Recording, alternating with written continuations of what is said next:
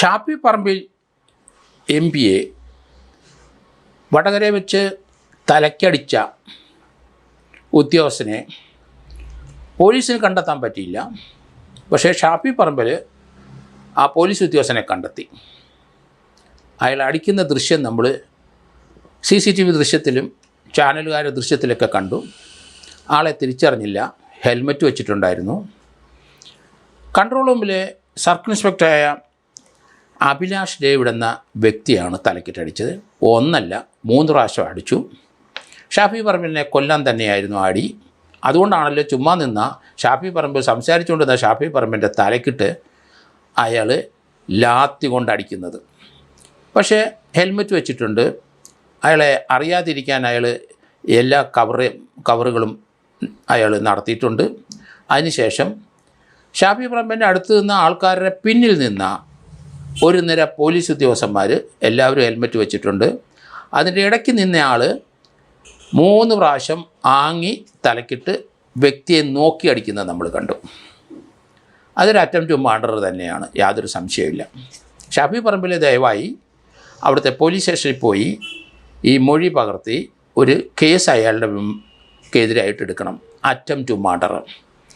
ഇയാളെ പിരിച്ചുവിട്ട പോലീസ് ഉദ്യോഗസ്ഥനാണ് എന്നാണ് ഇപ്പം മനസ്സിലാകുന്നത്. പക്ഷേ കാറ്റിലോ എവിടെയോ പോയി ഒരു സ്റ്റേ വാങ്ങിച്ച് തിരിച്ച് സർവീസിൽ കയറി. അങ്ങനെ ഒതുക്കത്തിൽ തിരുവനന്തപുരത്ത് നിന്ന് മാറി വടകര കൺട്രോൾ റൂമിൽ കയറിയിരിക്കുന്ന വ്യക്തിയാണ്. പോലീസ് സൈറ്റിലൊന്നും ഇയാളുടെ ഫോട്ടോ ഇല്ല, ഇയാളുടെ കാര്യങ്ങളില്ല. പിന്നെ എങ്ങനെയാണ് പോലീസിൽ ഇയാൾക്ക് ജോലി തരപ്പെടുന്നത്? ഇയാൾ റെയിൽവേ CA ആയിരുന്ന സന്ദർഭത്തിലാണ്, തിരുവനന്തപുരം റെയിൽവേ CA ആയിരിക്കുന്ന സന്ദർഭത്തിലാണ് ഗുണ്ടാബന്ധവും ഗുണ്ടയുടെ ഭാര്യയായിട്ടുള്ള ബന്ധം ആരോപിച്ച് ഇയാളെ സർവീസിൽ നിന്ന് പിരിച്ചുവിട്ടതെന്ന് ഞാൻ കരുതുന്നു. അതിന് തൊട്ടുമുമ്പ് ഇയാൾ ശ്രീകാര്യം പോലീസ് സ്റ്റേഷനിലെ SHO ആണ്. അവിടെ റേപ്പ് കേസിൽ 2 പേരെ സഹായിക്കത്ത രീതിയിൽ ഇയാൾ കേസ് അന്വേഷിച്ചതിന് അന്നത്തെ കമ്മീഷണർ ഇയാളെ സസ്പെൻഡ് ചെയ്തിട്ടുണ്ട്. ഇയാൾ പേട്ട പാറ്റൂരുള്ള പാർട്ടി ഓഫീസിൽ നിത്യസന്ദർശകനാണ് എന്ന് പറയുന്നുണ്ട്. ഇയാളൊരു പാർട്ടിക്കാരനായിട്ട് ഇരിക്കുന്ന സന്ദർഭത്തിലായിരിക്കണം മിക്കവാറും പോലീസ് റിക്രൂട്ട് ചെയ്ത് വന്നത്. അതുകൊണ്ടാണ് ആ കൂറ് കാണിക്കുന്നത്. ഷാഫി പറമ്പലിനെ കൊല്ലാനുള്ള ഉദ്ദേശം അത് ഇയാൾ സ്വന്തമായിട്ടെടുത്തതാണോ വേറെ ഏതെങ്കിലും യൂണിറ്റ് എടുത്തതാണോ ഇല്ലയോ എന്നുള്ള പ്രശ്നങ്ങൾ ഇനി വരുന്നുണ്ട്.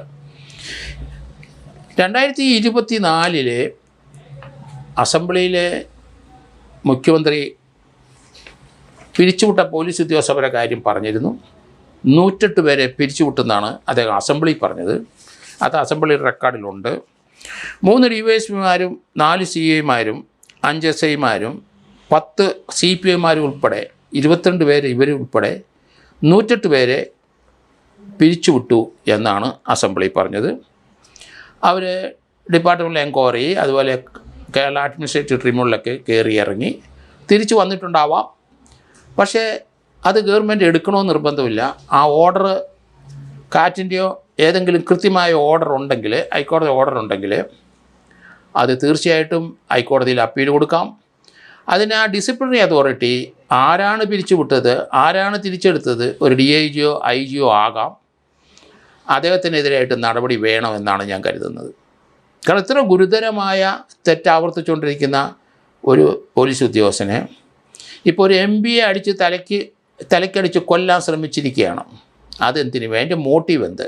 അയാൾക്ക് എന്താ സാഹചര്യം? അയാൾ രാഷ്ട്രീയം കളിച്ചുകൊണ്ടിരിക്കുന്നതെന്ന് അതിന് മനസ്സിലാകുന്നത്. മത രാഷ്ട്രീയ ചിന്തകളൊന്നും പോലീസിൽ കയറുന്നവർക്ക് പാടില്ല, ഗവൺമെൻറ്റിൽ ഇരിക്കുന്നവർക്കും പാടില്ല, ഗവൺമെൻറ് എംപ്ലോയീസിനും പാടില്ല. പക്ഷേ അതിന് വിപരീതമായി ഷാഫിയെ പോലെയുള്ള ഒരു കോൺഗ്രസ്സിലെ MP-യെ, ചെറുപ്പക്കാരനായ MP-യെ, വളർന്നു വരുന്ന ഒരു MP-യെ തലയ്ക്കടിച്ച് കൊല്ലാൻ ശ്രമിച്ചത് ഇയാളുടെ രാഷ്ട്രീയ ഉദ്ദേശം എന്താണ്? തീർച്ചയായിട്ടും അടിയന്തരമായിട്ട് അയാളെ സസ്പെൻഡ് ചെയ്യണം. വീണ്ടും അയാളെ എങ്ങനെയാണ് സർവീസിൽ കയറിയെന്നുള്ള കാര്യത്തെപ്പറ്റി ഗവൺമെൻറ് അന്വേഷിക്കണം, ചീഫ് സെക്രട്ടറി അന്വേഷിക്കണം, ഹോം സെക്രട്ടറി അന്വേഷിക്കണം. കാരണം പോലീസ് മേധാവിയുടെ അനുവാദമില്ലാതെ ഡിപ്പാർട്ട്മെൻറ്റിൽ കയറാൻ മേല. പിന്നെ എങ്ങനെ കയറി? ആരുടെ ഉത്തരവ്? കാറ്റിനകത്ത് ചിലപ്പം കൺസിഡർ ചെയ്യാൻ പറഞ്ഞ ഉത്തരവ് വന്നിട്ടുണ്ടെങ്കിൽ അത് ഗവൺമെൻറ് പരിഗണിക്കണമെന്നില്ല, അത് ഹൈക്കോടതിക്ക് പോകും.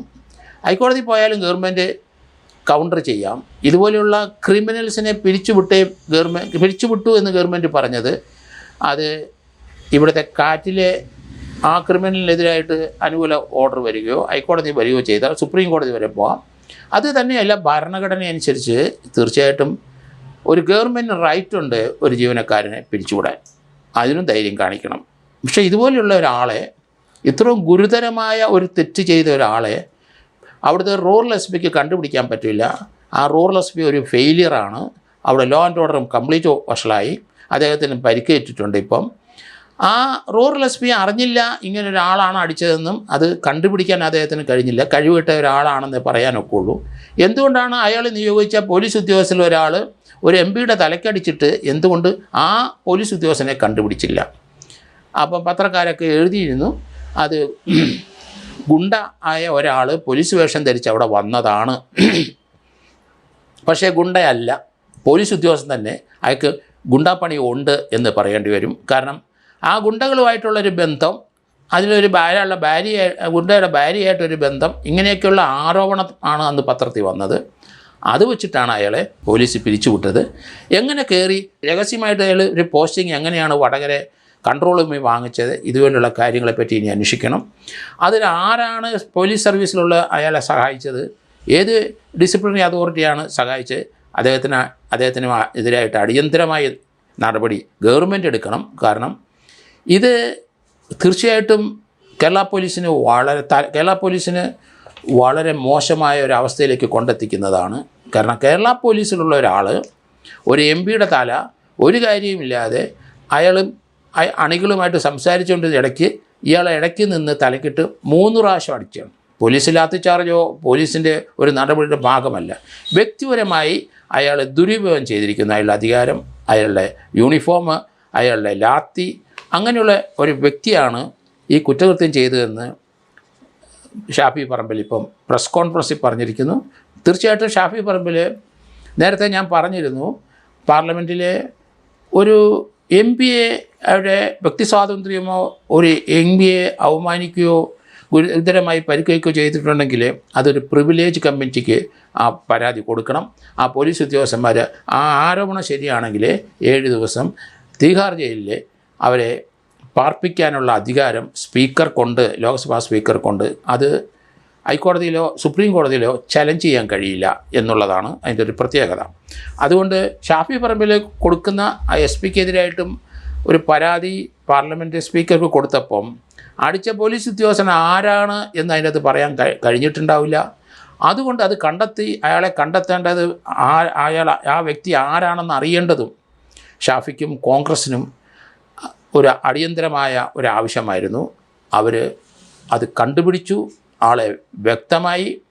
അയാളുടെ പൂർവ്വചരിത്രം വളരെ മോശമാണ്. തിരുവനന്തപുരത്തെ CPMൻ്റെ പാർട്ടി ഓഫീസിൽ കയറി ഇറങ്ങി നടക്കുന്ന വ്യക്തിയാണ് വഞ്ചൂരിലെ. അതോടൊപ്പം തന്നെ അയാളെ നേരത്തെ ഗുണ്ടാബന്ധത്തിൻ്റെ പേരിൽ അയാളെ പിരിച്ചുവിട്ടതാണ്. നേരത്തെ അയാൾ ശ്രീകാര്യം പോലീസ് സ്റ്റേഷനിൽ SHO ആയിരുന്നപ്പം അവിടെയുള്ള പോക്സോ കേസിനകത്ത് ഇയാൾ പ്രതിക്ക് അനുകൂലമായ ചില തീരുമാനങ്ങൾ എടുത്തതിന് അന്നത്തെ കമ്മീഷൻ ഇയാൾക്കെതിരായിട്ട് നടപടിയെടുത്തതാണ്. ഇങ്ങനെയുള്ള ബാക്ക്ഗ്രൗണ്ടുള്ള ഒരാൾ തന്നെയാണ് ഇപ്പം ഷാഫിയെ കൊലപ്പെടുത്താൻ ശ്രമിച്ചത് എന്ന് വ്യക്തമായി.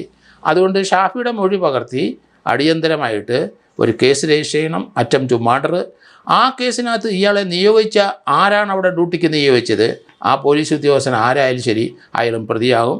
ഇയാൾക്കെതിരായിട്ട് ആരാണ് റീഇൻസ്റ്റേറ്റ്മെൻറ്റ് ഓർഡർ സർക്കാരിന് വേണ്ടിയിട്ട് പോലീസിന് വേണ്ടിയിട്ട് ഉത്തരവിട്ട ADGPയോ DIGയോ ആരെങ്കിലും ആണെങ്കിൽ അവരെയും കൂടെ ഇയാളെ തിരിച്ച് ഈ ഗുണ്ടയെ സർവീസിൽ പ്രവേശിച്ചതിന് അവർക്കെതിരായിട്ട് നടപടി വേണ്ടി വരും.